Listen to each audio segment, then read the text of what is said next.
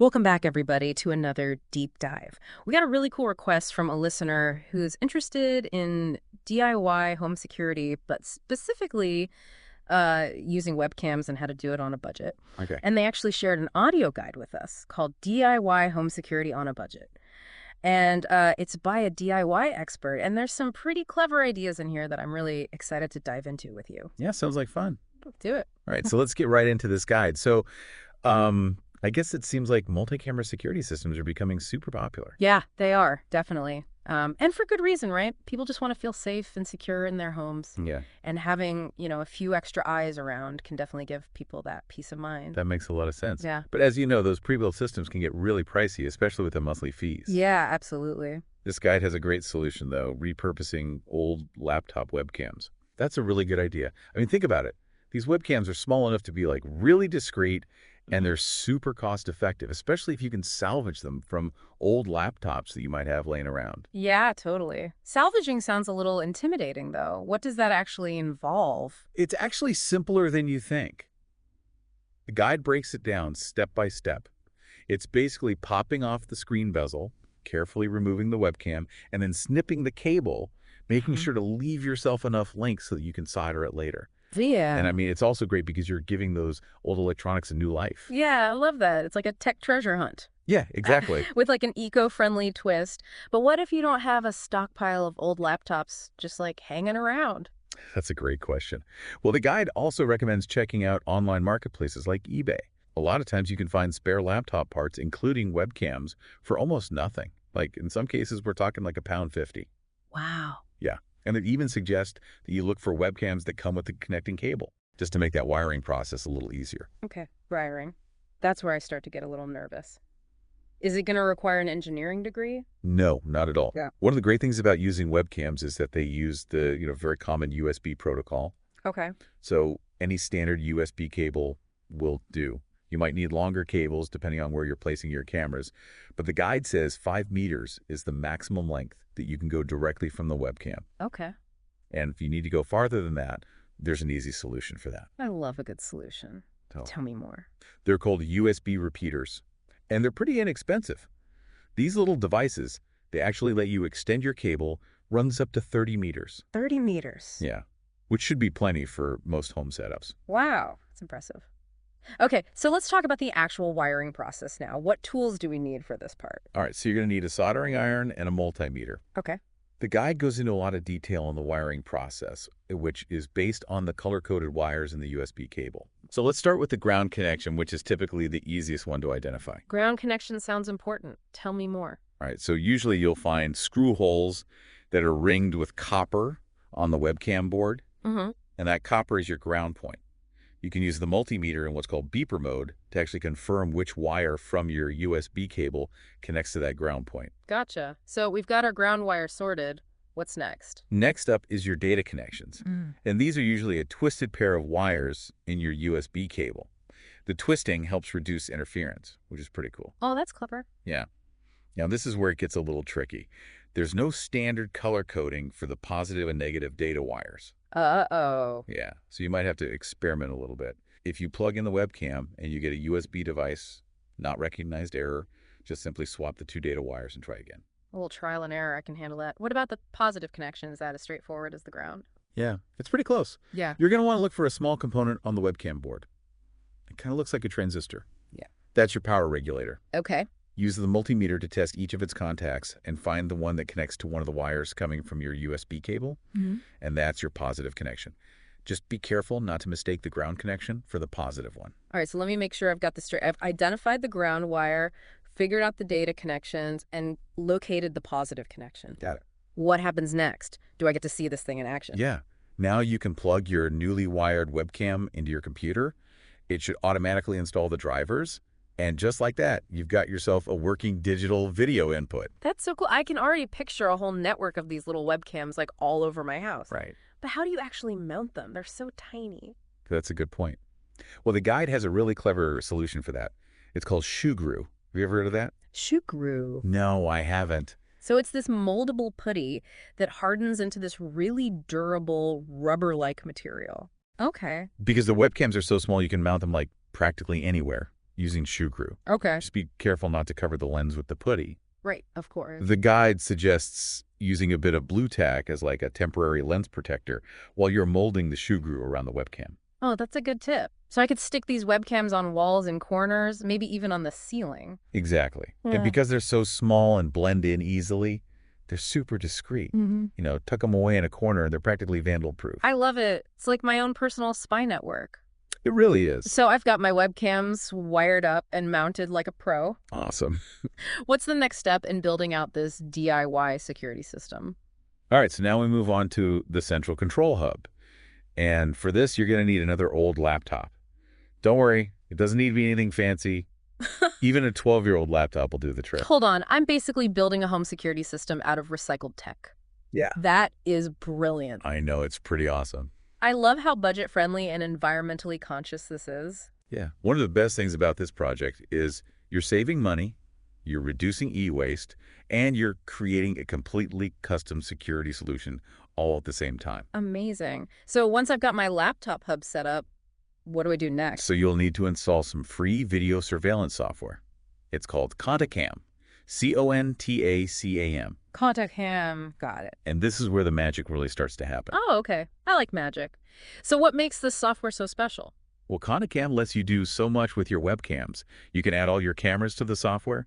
You can record the feeds, set up motion-activated email alerts, schedule recordings, even create online backups, and access your system remotely. Wow, that's a lot. It's pretty impressive for free software. Right. It's really cool. This is starting to sound like those expensive security systems, except, I built it myself using old stuff. That's pretty amazing. It really is. Yeah. But it gets even better. Remember how we were talking about the USB bandwidth limitation? Yeah. Well, the guide has a clever workaround for that as well. Okay, you've definitely got my attention. Tell me more about this bandwidth workaround. So remember those expansion card slots that you often find on older laptops? Uh-huh. Well, you can actually use one of those slots to add what's called a root USB controller. Okay. It essentially doubles your available USB bandwidth, which means you can add 2 more cameras to your system. Wow. Yeah. The guide even gives an example where someone used an old Fujitsu laptop with an expansion slot and 2 internal root USB controllers to run a total of 6 cameras simultaneously. 6 cameras. That's incredible. I'm starting to feel like a surveillance mastermind. Yeah, me too. So where do I put this tricked out laptop hub? Well, the guide suggests finding a discrete location, maybe like a cupboard above a door where it's out of sight and out of mind. Yeah, makes sense. And here's another bonus. Because laptops have built-in batteries, your system's going to have a few hours of power backup in case of a power outage. Oh, that's great. Yeah, that's a feature you usually only find in like high-end security systems. Okay, I'm seriously impressed with this whole setup. So I've got my webcams, my hub, my software, everything's in place. What's the final verdict? How does this DIY security system actually perform in the real world? So according to the guide, the camera feed quality is surprisingly sharp, especially considering you're using repurposed webcams. And of course, the cost-effectiveness of the entire setup is unbeatable. You're getting a professional-level security system on a shoestring budget. I have to admit, I was a little bit skeptical at first, but this DIY approach is truly ingenious. Who knew that you could create such a robust security system with old tech and a little bit of ingenuity? Yeah, it just goes to show that you don't always need the latest and greatest technology to create something that's really effective. Sometimes the most innovative solutions come from thinking outside the box and repurposing what we already have. Yeah, I couldn't agree more. This deep dive's already been packed with so much information and inspiration. We've gone from, salvaging old webcams to envisioning this fully customized home security system. It's amazing. But before we get too carried away with our DIY security domination, I think we should take a moment to consider the broader implications of this project. That's a great idea. I mean, it's not just about the technical how-to, but it's also about, exploring the potential uses and even the creative possibilities that this kind of DIY system unlocks. Exactly. So when we come back, we'll shift gears and dive into some creative placement ideas and discuss how this affordable, customizable system can be used in ways that you might not have even considered. Sounds good. Welcome back to the deep dive. I'm excited to explore some of the creative ways that you can use this DIY security system. Yeah. We've laid the groundwork. We know how to build the system. Now let's talk about putting it to work. Yeah. We were just discussing how this setup goes beyond just basic security. Right. It's about having that extra set of eyes, providing peace of mind, and even just checking in on things while you're away. Exactly. It's about feeling more connected to your home. Yeah. Whether you're monitoring, for potential intruders or keeping an eye on loved ones or even just making sure that the dog isn't getting into the trash. Yeah. It's funny you should mention the dog. I was thinking about some less conventional placements for these webcams. Okay. Forget the front door. What about a webcam strategically placed above the cookie jar? Now that's thinking outside the box. Yeah. I like it. Right. But seriously, the possibilities are endless. Imagine a webcam discreetly tucked away in your garden shed Okay. to keep an eye on, valuable tools. Yeah. Or maybe one pointed at your back gate Okay. where deliveries are often left. That's a great idea. Package theft is a real problem these days. But let's not forget about indoor applications. Right. What about a webcam in the living room? Not necessarily for security, but to check in on elderly relatives or young children? Absolutely. It can be incredibly reassuring Yeah. for both the person being monitored and their loved ones. Yeah. To know that someone is virtually there if needed. And think about the potential for pet owners. Imagine being able to check in on your Surrey friends throughout the day, I love that. making sure they're not getting into too much mischief. I'm sold. It's like having eyes everywhere. It is. But in a helpful, responsible way, of course. But let's talk about the practical side of things. With multiple cameras recording, wouldn't that generate a massive amount of data? That's a good question. Yeah. And that's where the beauty of that Conacam software comes in. Oh, okay. Remember all those customization options that we talked about? Yeah. You can set it to record only when motion is detected, which saves you a ton of storage space. Oh, that's great. You can also schedule recordings for specific times, Okay. like only at night or when you're away from home. So I'm not going to drown in hours of uneventful footage. Exactly. Like a relief. But what about privacy? I mean, I'm all for security, but I don't want to feel like I'm living in a surveillance state. Right? That's an important consideration. It's crucial to be mindful of where you place your cameras and how you use the footage. Yeah. Open communication with anyone who might be captured on camera is essential.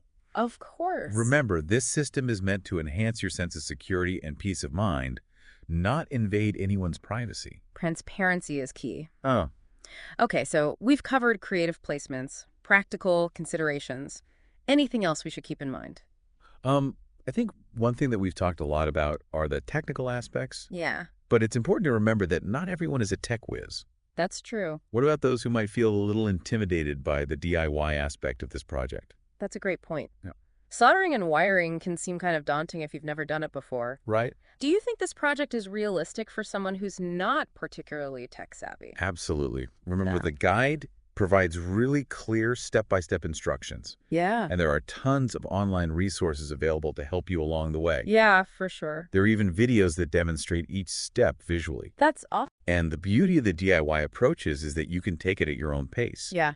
Start small, maybe with just one webcam, Okay. and gradually build your system as you gain confidence. I love that idea. It's not about being a tech expert. It's about being willing to learn and experiment. Exactly. Who knows? You might even discover a hidden talent for tinkering. That's right. It's about empowering yourself to take control of your own security on your own terms and within your budget. This deep dive has been such an eye-opener. We've gone from salvaging old webcams to building this fully customized home security system and exploring all sorts of creative applications. But now I'm curious to hear from you, our listener. Yeah. What are your thoughts on this DIY approach? Yeah, what creative sparks has this project ignited in your mind? We'd love to hear what unique placements or custom features you're already dreaming up. Yeah.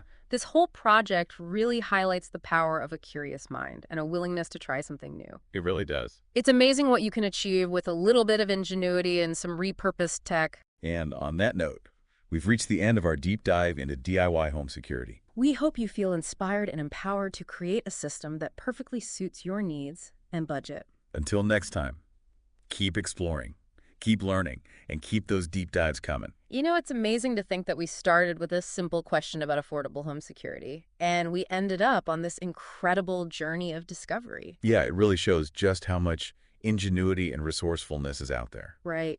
And who knew that old laptops could be the key to building a personalized security system? I know, it's really a fantastic example of how technology, even when it's considered outdated, can be repurposed and given a new life.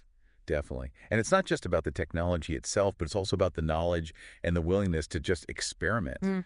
This project empowers people to really take control of their own security. And that's pretty special. It is. To our listener who inspired this deep dive, thank you so much for sharing this incredible guide with us. Yeah, thanks for sharing. We hope you're feeling inspired and ready to embark on your own DIY security adventure. Definitely. And for everyone listening, we encourage you to keep that curiosity alive. Yes. You never know what amazing discoveries are waiting for you when you start digging a little deeper. Until next time, keep exploring, keep learning, and keep those deep dives coming.